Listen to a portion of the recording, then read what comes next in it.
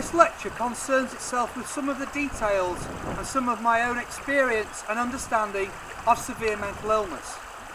I've been a manic depressive all my life. I was diagnosed with manic depression over 10 years ago, and I've been treated with medication ever since. It's taken many years to find a medication regime that actually works for me.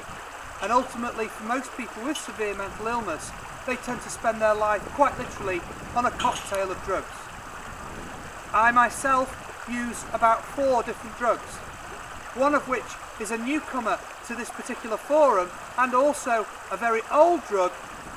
That's the beta blocker. What I want people to consider is the way in which all mental illnesses develop. I believe that the panic response in its own right, the adrenaline, noradrenaline and cortisol systems are the absolute essential basis for the development or etiology of any mental illness. Whether it is schizophrenia, bipolar affective disorder or manic depression such as myself, major depression, phobias, anorexia, bulimia, and other conditions as well, such as obsessive compulsive disorder, generalized anxiety and nervousness. All of these concepts have the adrenal system at their absolute heart. The system, under panic, produces a cocktail of chemicals in the body which dramatically increase the metabolic rate. An increase in metabolic rate produces more carbon dioxide, which manifests itself as increased acidity in the blood in the body. On the other hand, a situation where mania is precipitated works in the opposite way. A manic individual doesn't have these kind of chemicals in their body and their metabolic rate remains relatively low, but they move an awful lot, and therefore their ability to get rid of carbon dioxide is already grossly over-exaggerated. This makes the blood become slightly more alkali. What does this do to the nervous system? Well, when the blood becomes more acidic, where CO2 isn't got rid of through stress, neurons, the nerve cells themselves, begin to become depressed. Their ability to transmit neurological information becomes completely depressed. Whereas in mania, the opposite happens. The alkali component of the blood induces almost spontaneous firing in the neurons in the body. Hence, somebody manic feels high. The way that this works can be simply illustrated by someone at work. Somebody at work does something wrong, their boss calls them to one side and tells them off, and they feel panicky, they feel upset. What human beings do all too often is bottle this up inside. You may simply go and sit down at your desk. In the meantime, your body has been absolutely drenched in chemicals that raise the CO2 level through metabolic processes. You are not getting rid of that CO2 quick enough because you remain stable. I call this the hibernation phenomenon, and I believe it is that effect that produces hibernation in animals. That effect in its own right can be linked to seasonal affective disorder and the way in which people during the winter months become depressed.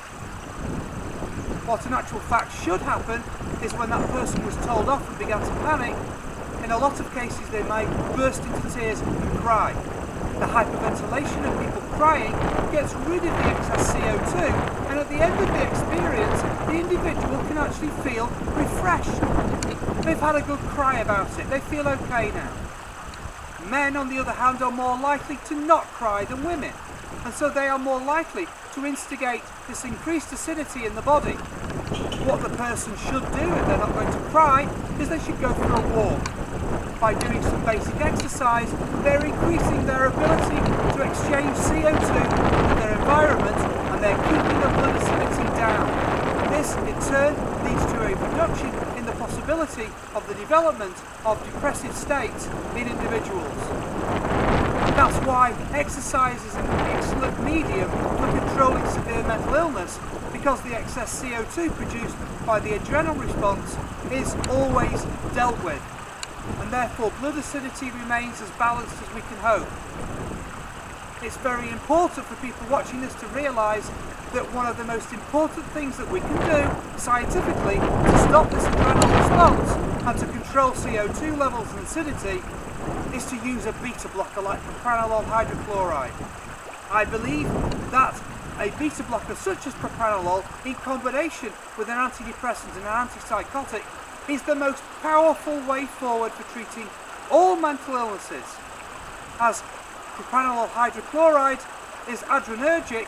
It affects not only heart rate, stopping that from increasing by blocking beta receptor sites, but also it has an effect on beta receptor sites in the adrenal gland, which sits above the kidneys. This is incredibly important as it acts as an anti-adrenergic effect. This means that the normal response to stress in individuals who are hypersensitive and have severe mental illness is considerably reduced by this drug. It means anybody, whether schizophrenic, obsessive compulsive, manic depressive, anybody with those conditions can use a simple beta blocker to stop the panic response, to instigate stability in the metabolic system, and overall to completely stop the etiology or development of severe mental illness. I believe this model is the way forward with cognitive behavioural therapy for treating all mental illness.